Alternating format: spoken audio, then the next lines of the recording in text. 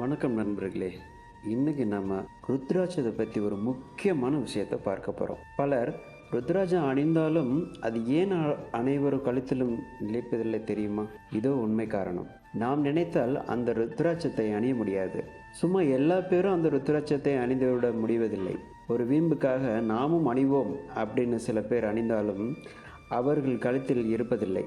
சில பேர் பிறர் சொல்கிறாங்களே நாமும் அணிந்து பார்ப்போம் அப்படின்னு சொல்லிட்டு அணிந்து கொள்கிறார்கள். அதிகபட்சம் 1 மாதம், அதுவே எனக்கு தெரிந்து அதிகபட்சம்தான். அவர்களே கழட்டி விடுவார்கள். இன்னும் பல விதமான இந்த மாதிரி சம்பவங்களை பார்க்க முடியும். தெளிவாக தெரிந்து கொள்ள வேண்டிய ஒரு விஷயம்தான், அடிக்கடி சொல்கிற விஷயமும் அதுதான். இறைவன் விரும்பினால்தான் ருத்ராட்சம் உன் கழுத்திற்கு வரும். அது நிலைப்பதும் அப்படிங்கிறது உன் மனதை பொறுத்தது. உன் கழுத்திலே அது நிலைத்திருப்பதும் அப்படிங்கிறதும் உன் மனதை பொறுத்தது. ஏன்னா இறைவன் வரம் கொடுத்து விட்டார், நீ ருத்ராட்சம் அணிந்து கொள் அப்படின்னு. உனக்கு வரம் கொடுத்ததுனால்தான் முதல்ல உன் கழுத்தில் ருத்ராட்சம் ஏறுது. அதற்கப்புறமா ஏற்படுகின்ற சோதனைகள் நீ அதை தொடர்ந்து அணிவாயா மாட்டாயா என்பதுதான். ஏன்னா அணிந்ததற்கு பிறகுதான் பல சிக்கல்கள் அங்கு ஆரம்பிக்கின்றன. இன்னைக்கு இருக்கின்ற சூழ்நிலையில் பல பேர் நாத்திகம் பேசுவார்கள், பல பேர் பயமுறுத்துவார்கள். ருத்ராட்சம் அணிஞ்சிட்டு அடட சாமியாரை போயிட்டியா அப்படிங்கிற அந்த கேள்வி. ருத்ராட்சம் அணிஞ்சா அட என்னடா நிறைய விஷயமெல்லாம் இருக்கே, அதெல்லாம் கடைபிடிச்சிவியா நீ அப்படின்னு அந்த கேட்கக்கூடிய கேள்வியால் எதர்ச்சியாக ஒரு சம்பவம் வாழ்க்கையில் நடந்துவிட்டாலும் அதை இந்த ருத்ராட்சத்துடன் தொடர்பு படுத்தி பார்க்கின்ற மனது இன்னும் பல பேர், என்னப்பா பட்டை தான் போட்டிருந்த, இப்போ ருத்ராட்சத்தையும் அணிஞ்சிக்கிட்டியா, அப்புறம் அப்படியே சாமியாரை போய்ட்றதா அப்படிங்கிற அந்த கேலி பேச்சு, இதெல்லாம் பொறுத்து கொள்ள முடியாமல் இன்னும் இதனால்தான் இப்படியெல்லாம் நடக்கின்றதோ அப்படின்னு அந்த ருத்ராட்சம் ஈசன் கொடுத்த வரத்தின் காரணமாகத்தான் கழுத்தில் ஏறிய ருத்ராட்சத்தை அவிழ்த்து வைப்பது ஈசன் கொடுத்த வரத்தை நிராகரிப்பதற்கு சமம் என்று கூட தெரியாமல் நிறைய பேர் செய்கிறாங்க. அதாவது இறைவன் மீது அதீத அன்பு காரணத்தினால் உண்மையாலுமே அவங்க மனசு விரும்பிதான் ஏற்றுக்கொள்கிறார்கள்.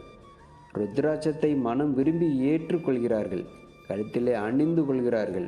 என்னைக்கு பிரதோஷம், சிவராத்திரி அன்னைக்கெல்லாம் ஆலயத்தில் போய் மனதார இறைவனிடம் பிரார்த்தனை செய்து கொண்டு அணிந்து கொள்கிறார்கள். அந்த மாதிரி அணியும் போது அவர்கள் பெரும் பாக்கியம் சொல்லப்போனால்.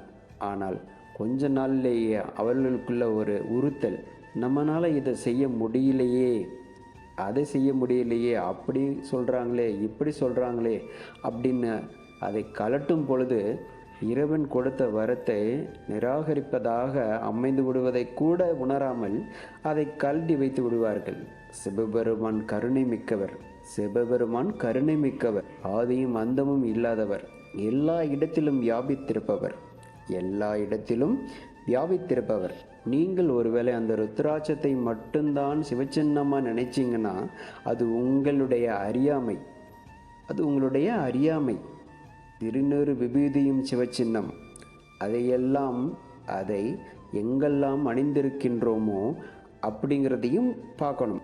இப்போ நம்ம ஒரு தீட்டு நடந்த வீட்டுக்கு போகக்கூடாது, அதை பண்ணக்கூடாது, இதை பண்ணக்கூடாதுன்னு சொன்னால், உயிர் உடலை விட்டு பிரிந்தாலும் அந்த உடலுக்கு பூசுவது விபூதி.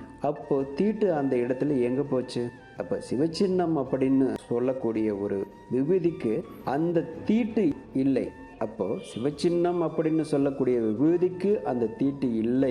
அப்போ சிவச்சின்னம் அப்படின்னு சொல்லக்கூடிய விபூதிக்கு அந்த தீட்டு இல்லை. அப்படிங்கும்போது உன் மனதிலே தீட்டு இருந்தால் மட்டும்தான் உன்னால் எதையும் அணிய முடியாது. இந்த ஆன்மீக தகவல் உங்களுக்கு பிடிச்சிருந்தா மறக்காமல் லைக் பண்ணுங்கள், மற்றவர்களுக்கு ஷேர் பண்ணுங்கள். மேலும் இது போன்ற பல தகவல்களுக்கு நம்ம சேனலை சப்ஸ்கிரைப் பண்ணிக்கோங்க.